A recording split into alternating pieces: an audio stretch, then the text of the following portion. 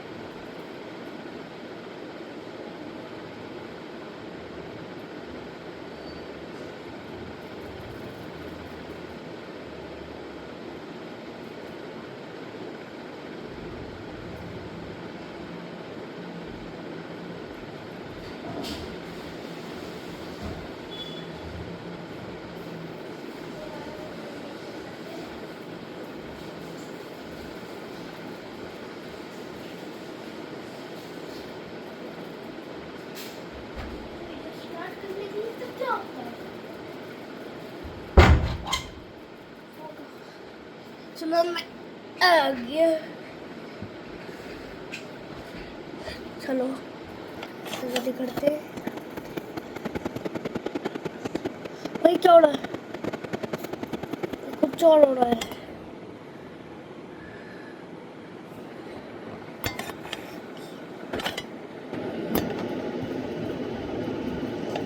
तो ये क्या हो रहा है यार? मैं वाटर प्रूफ से नहीं चला। चलो करते हैं, गूगल खोलते हैं। डरना मत, क्योंकि पॉपी प्ले टाइम चैप्टर 3 मैं आपको स्टोरी दिखाऊंगा। पॉपी प्ले टाइम चैप्टर 3 में उसने अपना करंट मार ली। ओके, आपको लास्ट वाले में दिखाएगा। और आयुष मोड ओपी भी है, वैसे कुछ नहीं होता है। एक वर्ड सर्च करने तो क्या होगा? कुछ नहीं होता। ये मैंने गूगल सर्च करना नहीं चाहिए, क्योंकि पॉपी प्ले टाइम चैप्टर 3 बी वाले के बाद उसका जो साइड कैपनैप से थे वॉइस वो दिवाली के टाइम में मर गए। तो भाई ये काम है। तो लास्ट वीडियो में मैं बताऊंगा क्या हो सकता है। तो मैं पिछली बार में छोड़ा था, कोई बात नहीं, ऐसे रेट मत करो भाई। चलो वो सब ये क्या है?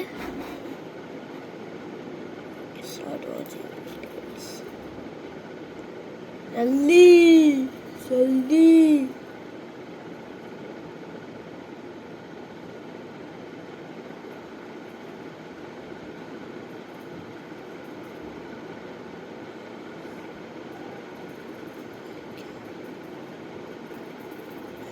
अबे यही खेलते क्या है ये? क्या हमें येलो हैंड का कोई अपग्रेड वर्जन देखने को मिलेगा? चलिए इसके बारे में मैं आपको बताता हूँ। चैप्टर 1 में हम लोग पावर रिस्टोर करते हैं, तब हम लोग ब्लू और रेड हैंड का यूज करके दरवाजा ओपन करते हैं। अगर आपने नोटिस किया होगा तो वहीं पर 3 हैंड प्रिंट होते हैं, ब्लू, रेड और येलो। गेम के स्टार्टिंग में येलो हैंड का प्लान होता है, लेकिन कुछ रीजन की वजह से उसे हटा दिया जाता है। चैप्टर 2 में हमें ग्रीन हैंड देखने को मिलता है। तो अगर मोब एंटरटेनमेंट कंपनी नए मैकेनिक्स को जोड़ता है तो येलो हैंड का हमें कोई एक नया अपग्रेड वर्जन देखने को मिल सकता है। येलो हैंड की मदद से हम लोग लाइट को कंट्रोल कर सकते हैं या फिर फ्यूज को जोड़ने के काम भी आ सकता है। बाकी चैप्टर 5 में हमें येलो हैंड देखने को मिल सकता है। चैप्टर 5 को लेकर कोई भी क्वेश्चन हो तो आप लोग मुझे इंस्टाग्राम पर डीएम कर देना, और हाँ, सब्सक्राइब करना मत भूलना। कॉपी प्ले टाइम भाई ये काम है भाई साहब, ये हुआ ये तो हम मेरे कंप्यूटर, पुराने कंप्यूटर में था ये। ओ भाई साहब, पुराने कंप्यूटर में था ये। चैप्टर 5 इन्होंने मुझे पुराने कंप्यूटर से निकाल दी, नीचे वो खड़ा पड़ा हुआ पता नहीं कैसे। उसका नाम डेटा है भाई, पॉपी पे टाइम का भाई डेटा, उसके अंदर डेटा था भाई पॉपी प्ले टाइम का। अब मैंने नया लिया। ओ भाई साहब, अब मेरे जो है ना ये कंप्यूटर, इसकी बैंड बजेगी। चल हटा दो यहाँ से, बोर्ड लग रहा है। भाई जल्दी से बताना इसकी भी तो देखोगे या पॉपी प्ले टाइम चैप्टर 3। कड़े बकड़े बम्बे बो सी ले सो चौकले के बाहर, चौकले के ऐसे। अरे क्या है? मैं सुबह आराम से सो रहा था, तभी अचानक मेरे गेट में जोर से आवाज हुई। आयुष 6 बज गए, मैंने बोला था ना हमें गुवाहाटी जाना है कुछ काम से, जल्दी उठो। मैं नारुतो की स्पीड से उठा, बाहर का मौसम देखा और फटाफट से मैं बाथरूम की ओर गया। वैसे अब हफ्ते में तो तुम लोगों को नहीं दिखा सकता ना। फिर नहा धो के मैंने वायरस वाली शर्ट पहनी ताकि बिल्कुल भी मुझे टाइम न लगे। फिर फटाफट से चाय नाश्ता करके मैं बिल्कुल ही रेडी हो गया और मैं बाहर जाने को एकदम तैयार हो गया, बंद दरवाजे नहीं। फिर हम लोग गुवाहाटी के सफर के लिए निकल पड़े। बस्ता पहले पापा ने उठाया, लेकिन बाद में मुझे उठाना पड़ रहा है। नीचे मंदिर था जहाँ हम लोगों ने हाथ जोड़े और फिर हम लोग गए गाड़ी में और आगे निकल गए सफर पे। जोरहाट से गुवाहाटी कम से कम 7 घंटे का रास्ता है। मैं रास्ते में एकदम बोर हो गया था, इलायची खा खा के टाइम पास कर रहा था। और ये देखो यार, बाहर आसाम का सबसे फेमस टी गार्डन। रास्ते में गाड़ी भी पूरी हिल रही थी और इंटरनेट भी नहीं था। लंबे सफर के बाद हम गुवाहाटी पहुंचे, वहाँ हम लोगों ने डोसा खाया। काम निपटाते निपटाते पापा को शाम हो गई। फिर आते वक्त हम लोग एक ढाबे में खाना खाए। रात को क्या खाना खाया मुझे खुद को कोई आइडिया नहीं है, नींद में था। और रात को 3 बजे वापस हम लोग घर में पहुंच गए। My God. भाई सब्सक्राइब कर लो फॉर मोर वीडियोस। मैं सुबह आराम से सो रहा था, तभी अचानक मेरे गेट में जोर से आवाज हुई। आयुष 6 बज गए, मैंने बोला था ना हमें गुवाहाटी जाना है कुछ काम से, जल्दी उठो। मैं नारुतो की स्पीड से उठा, बाहर का मौसम देखा और फटाफट से मैं बाथरूम की ओर गया। वैसे अब हफ्ते में तो तुम लोगों को नहीं दिखा सकता ना। फिर नहा धो के मैंने वायरस वाली शर्ट पहनी ताकि बिल्कुल भी मुझे टाइम न लगे। फिर फटाफट से चाय नाश्ता करके मैं बिल्कुल ही रेडी हो गया और मैं बाहर जा। इस अजीब सी दुनिया में सिर्फ 2 ही रंग है, एक काला और एक सफेद। एक दिन वो जैसे ही बिना रंग वाले पेंगुइन को छूते हैं तो वो एक नए रंग में जिंदा होकर चलने लगता है। क्या पॉपी प्ले टाइम का सबसे पहला मॉन्स्टर एक मासूम बच्चा था? अगर आपको नहीं पता तो चलिए इसके बारे में मैं आपको बताता हूँ। पॉपी प्ले टाइम की सबसे मिस्टीरियस जगह है प्ले केयर फैसिलिटी। बाहर से बच्चों के खेलने की जगह लगती है, लेकिन अंदर मासूम बच्चों पर एक्सपेरिमेंट्स होते थे। कुछ लीक्स और हिडन क्लूज के हिसाब से प्ले केयर का सबसे पहला एक्सपेरिमेंट एक बच्चे के ऊपर किया गया था, जिसे साइंटिस्टों ने नाम दिया था सब्जेक्ट 0। लेकिन एक्सपेरिमेंट फेल नहीं हुआ और वो बच्चा जिंदा बच गया, और वो इतना ताकतवर बन गया कि कुछ फैंस मानते कि यही बच्चा बाद में एक्सपेरिमेंट 1006 है, यानी प्रोटोटाइप बन गया, जो अब सबको कंट्रोल कर रहा है और चैप्टर 5 में शायद हमें फेस भी करेगा। चैप्टर 5 में अगर ये सच सामने आता है तो पॉपी प्ले टाइम की पूरी कहानी बदल जाएगी। बाकी दोस्तों, आपको क्या लगता है कमेंट सेक्शन में जरूर से बताना, और हाँ, सब्सक्राइब करना मत भूलना। क्या भाई ये ऐसे ही होगा।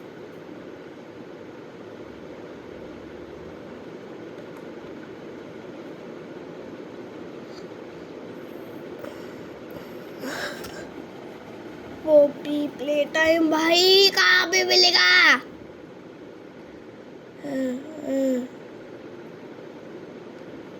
नहीं नहीं नहीं नहीं नहीं।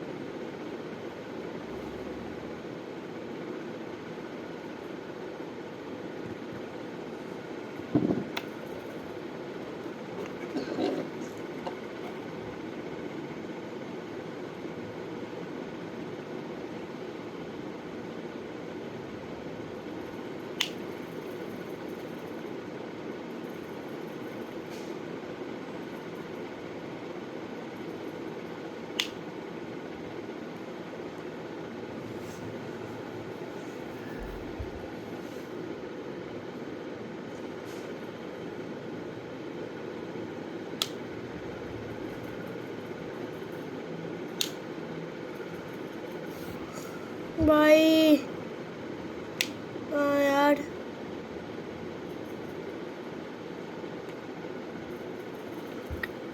मम्मी लॉन्ग लेग्स मेरी तो यहाँ पे गया मम्मी लॉन्ग लेग्स हम लोग लेग्स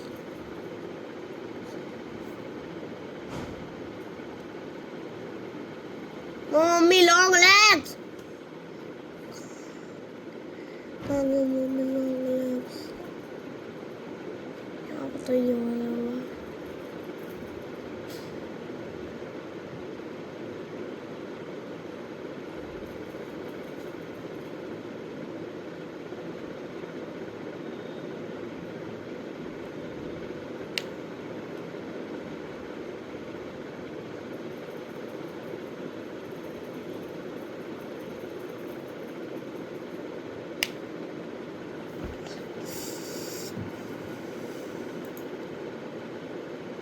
बल्कि इसका नाम, ऑब्जेक्टिव्स और शक्तियां भी काफी बदल चुकी है। पर क्या ये इन बदलाव के बावजूद भी अपने पुराने सेल्फ को मार पाएगा या अपना पुराना टाइटन टीवी-मैन 2.0 ही इस शैतान पर भारी पड़ेगा? टाइटन टीवी-मैन अब वो टाइटन नहीं रहा जिन्हें हम जाना करते थे, बल्कि अब तो ये एक ऐसा शैतान बन चुका है जिसे अब शायद कोई नहीं रोक सकता। बूम के मल्टीवर्स में कुछ ऐसे अपडेट्स निकल कर आए हैं जो हमें पूरी तरह से चौंकाने वाले हैं, क्योंकि जो टाइटन टीवी-मैन ह्यूमैनिटी को बचाने के लिए अपनी जान तक दे सकता था, वो हीरो अब इंसानियत तथा अलायंस के लिए ही सबसे बड़ी मुसीबत बन चुका है। टाइटन टीवी-मैन का न सिर्फ रूप बदला है, बल्कि इसका नाम, ऑब्जेक्टिव्स और शक्तियां भी काफी बदल चुकी है। पर क्या ये इन बदलाव के बावजूद भी अपने पुराने सेल्फ को मार पाएगा या अपना पुराना टाइटन टीवी-मैन 2.0 ही इस शैतान पर भारी पड़ेगा? आइए जानते हैं आज के इस वीडियो में। लेकिन वीडियो में आगे बढ़ने से पहले वीडियो को लाइक करना बिल्कुल न भूलें। बूम के स्किबिडी टॉयलेट के एपिसोड 77 में टाइटन टीवी-मैन 2.0 एस्ट्रो टॉयलेट से एक घमासान युद्ध में उलझा हुआ था, पर बावजूद अपने इमेंस पावर और न्यू एबिलिटीज जैसे कि जगरनॉट का शॉक वेब कैनन की एबिलिटी के पश्चात भी उसे कई इंजरीज को झेलना पड़ता है। और इस लड़ाई में टाइटन टीवी-मैन की मेन टेलीविजन स्क्रीन भी टूट जाती है, शोल्डर और बेल्ट टीवी भी नष्ट हो जाते हैं, पर किसी तरह वो खुद को बचाते हुए अपने बेस पर पहुंचता है।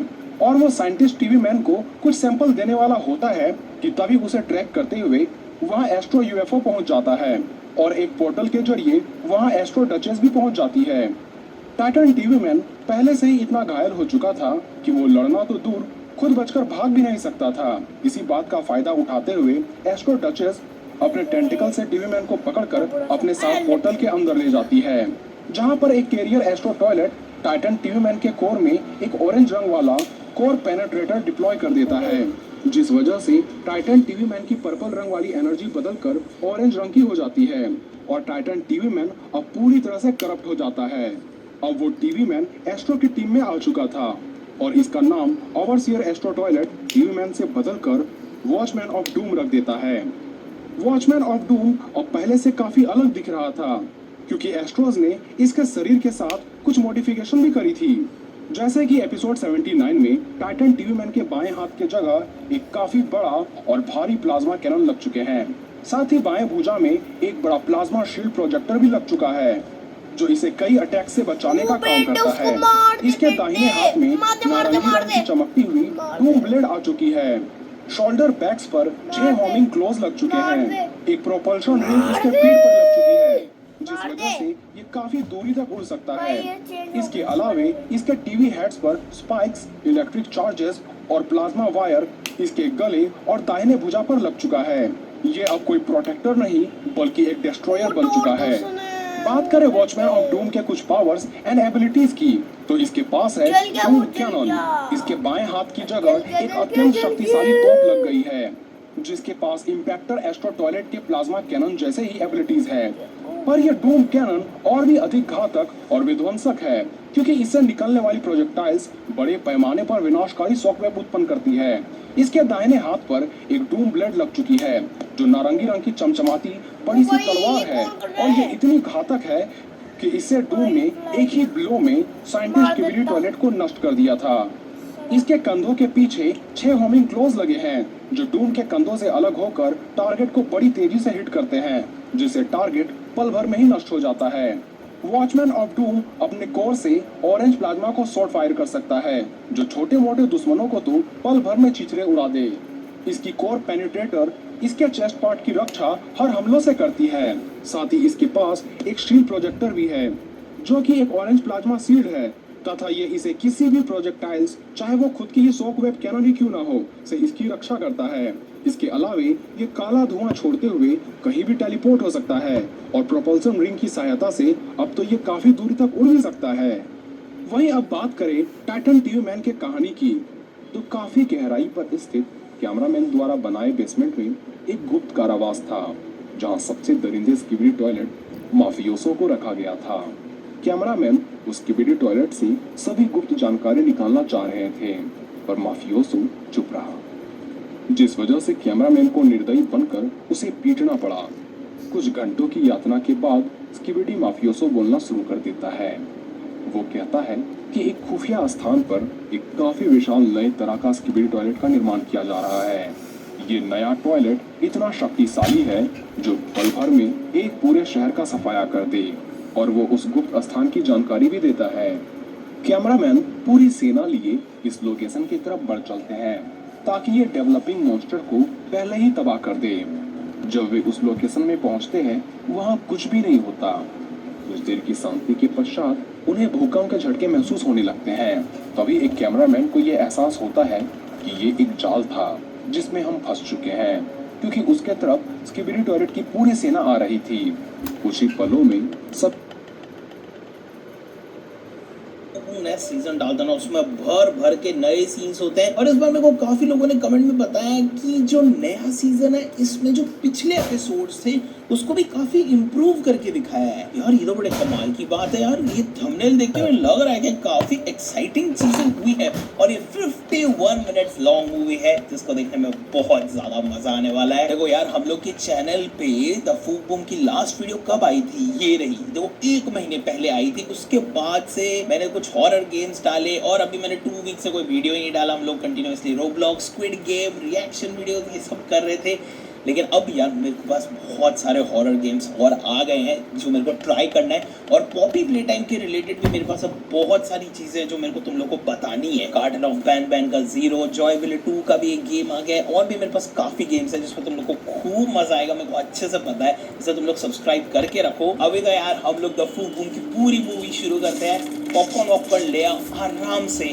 मैं तुम लोग को एक एक सीन के बारे में भी बताऊंगा कि कुछ नया है क्या। Oh my God, first scene में ही नया है।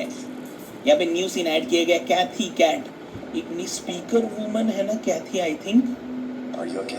और ये अपना प्लंजर मैन है, तुम लोग को पता है दोनों रिलेशनशिप में थे। ये देखो, यस ये डेव है। लेट्स गो भाई।